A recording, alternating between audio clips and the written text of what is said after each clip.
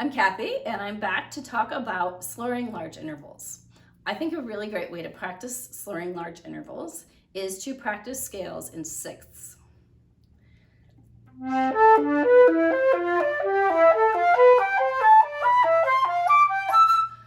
Going up all the way and coming down. You might notice that in some cases, the top note doesn't either want to come out or it comes out way too loud. So an important way to practice these scales in sixths is to slow them way down and think about several things.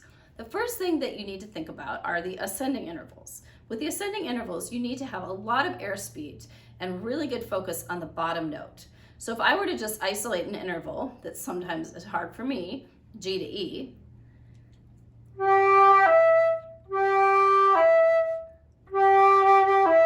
I'm making sure that my G has a really beautiful sound and that I'm keeping the airspeed going all the way into the E.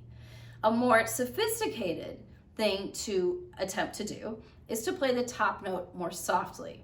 Of course, you need to be able to play your high notes softly. In this case, playing an E softly might not be as difficult as this E. That's an issue for a separate lesson.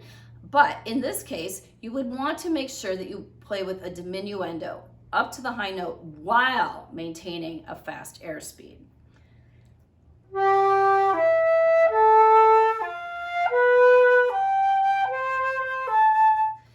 When I slurp to these middle register notes, I'm also doing something with my chin. I don't know if you can see it, it's quite subtle. I'm lifting my chin and thinking of turning out ever so slightly with the flute.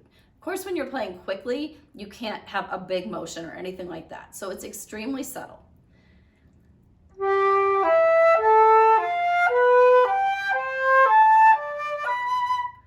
But I find that that helps the top note in the middle register ring a little more and respond a little bit sooner. The other hard part about playing big intervals is descending. Oftentimes, the interval the bottom note either won't come out or gets overblown or is quite a bit softer.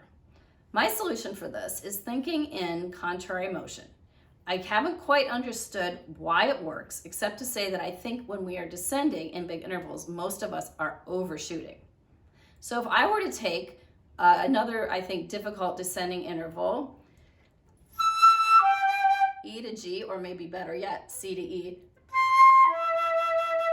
because that E is a relatively unstable note on the flute, I would be thinking, instead of C down to E, I would be thinking C across to E, C across to E, or even C up to E. Thinking in literally contrary motion, I'm thinking up as I'm going down.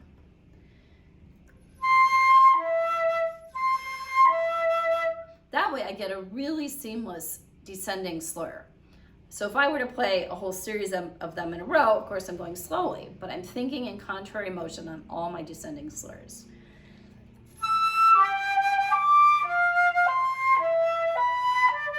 If you have a hard time doing this or knowing if you're doing it, it can help to actually move your flute in contrary motion.